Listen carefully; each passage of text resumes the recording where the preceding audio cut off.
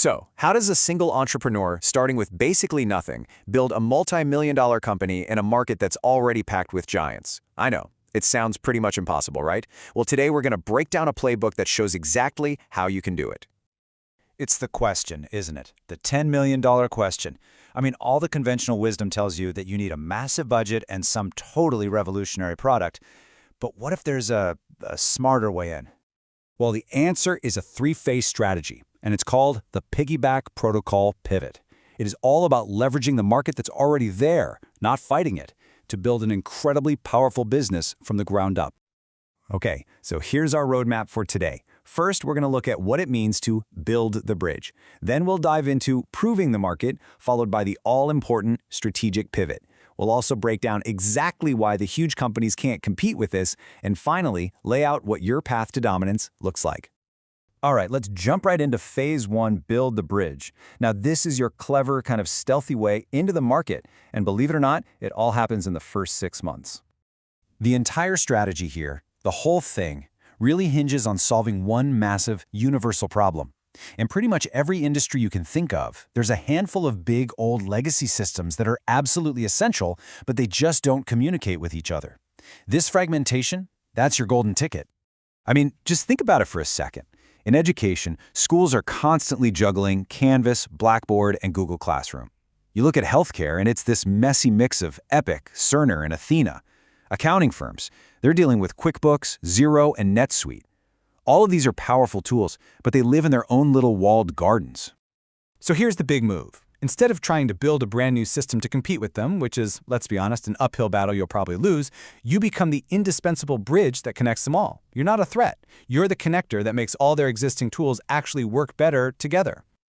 Let's make this super concrete with that education example.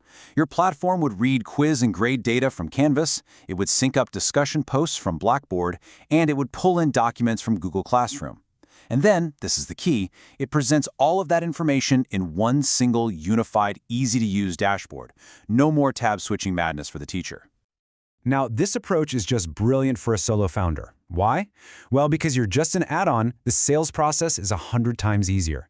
Your customer acquisition cost can literally drop by 60 to 80% because you're not asking them to rip and replace their core systems. You're solving a real, painful problem, and all those deep integrations you build, they become your competitive moat.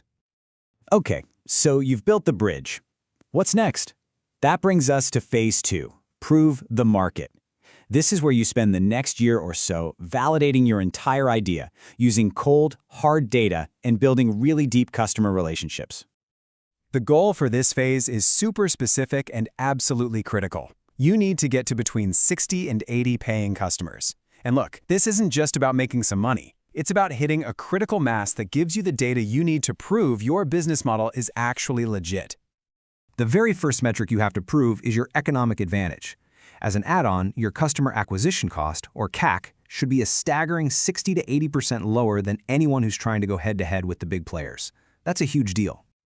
The second key metric is stickiness. How much do people love this thing? Because you're so deeply woven into your customers' daily workflows, your annual retention rate should be north of 90%. That's way higher than the typical 80% benchmark for software, and it proves you are delivering massive value. But really, this phase is about more than just numbers on a spreadsheet. It's about building your secret weapon, customer intimacy. By working so closely with these first 60 to 80 customers, you start to understand their needs better than anyone else, maybe even better than they do. And that knowledge, that becomes a moat that no competitor can cross. Which brings us to the grand finale of the strategy, phase 3. The strategic pivot. This is where you make the big move and transform your business from just a helpful little utility into a true market leader. So this is the core transformation, the big shift. You start out as an infrastructure bridge, which is really just about collecting and showing data. Now you pivot to become a vertical super orchestrator, using all that data to actually automate decisions and workflows for your customers. You become the brains of the operation. So how does this actually happen? Well, you start layering intelligent sub-agents. Think of them as smart tools, right on top of that bridge you've already built. In our education example, you could add an adaptive learning tool that creates custom study plans for each student, or maybe an automated grader that handles essays, or even a teacher's assistant that generates quiz questions. You see? You're not just connecting systems anymore. You are the intelligence layer. Now, at this point, you're probably thinking, okay, this is cool, but why can't the giants, the Blackboards and Canvases of the world, just copy this and totally crush me? And that is a great question with a very, very clear answer. The truth is, the giants are trapped. They have massive organizational inertia. They're focused on next quarter's feature list, not a radical re-architecture. Their code bases are ancient and super risky to change. And frankly, their business models are often misaligned. I mean, why would they automate a process that they sell licenses for? But most importantly, you, as a solo founder, can pivot in weeks. It would take their enterprise teams years to do the same thing. I mean, when you put it all side by side, the comparison is just stark. The Piggyback protocol gives you a much, much lower acquisition cost. You can move 2 to 3 times faster, and those deep integrations create a really strong defense. Going head-to-head is way more expensive, it's slower, and honestly, it's far, far riskier. So let's put this all together. Let's map out what your path to dominance actually looks like in the real world. Now, this isn't some overnight success story. It's a strategic, multi-year plan. The first 6 months, that's for building. The next year is all about validation. The year after that, you layer in the intelligence. By year 3, you could seriously be looking at dominating your vertical and hitting $5 to $10 million in annual recurring revenue. And from there, you just expand. And that right there is the final crucial takeaway. Building a massive company is a game of patience and incredible focus. It's about dominating one single vertical completely over 5 to 7 years, and then expanding strategically. It's a marathon, not a sprint. So now it's your turn to think like a strategist.